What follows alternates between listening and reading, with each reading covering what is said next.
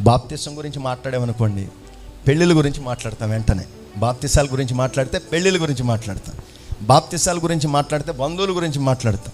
వీటన్నిటి విషయాల్లో వీరెవ్వరూ నీ శ్రమలో తోడుగా లేరు. ఇది గుర్తుపెట్టుకోండి. ఎవరు కూడా నీ శ్రమలో తోడుగా లేరు. తోడుగొన్నవాడు దేవుడు మాత్రమే. మనలో దానియేలులో ఉన్నటువంటి ఒక లక్షణం కనపడుతుంటుంది. ఆయన యథాప్రకారం అంటే మనమేమో శ్రమ వచ్చినప్పుడు, శ్రమతో దానియేలు ప్రార్థనకి సంబంధమే లేదు. మనకి దానియేలులో ఉన్నటువంటి వ్యత్యాసం ఏం కనపడుతుంది? శ్రమ రాగానే మనం ఏం చేస్తాం? ప్రార్థన మొత్తం మనమే చేస్తుంటే మన మీద సిలువ ఉన్నట్టుంటుంది. అంత బరువుగా, అంత భారంగా, అంత విలాపంగా మనకు వస్తూ ఉంటుంది. శ్రమ వచ్చినప్పుడు శ్రమతో దానియేలుకు సంబంధం లేదు, ప్రార్థనకు సంబంధం లేదు. యథాప్రకారం చేసే ప్రార్థనే దేవునికి స్తోత్రం కలుగునుగా.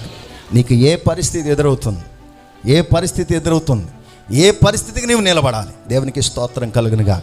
హల్లెలూయా. దేవుని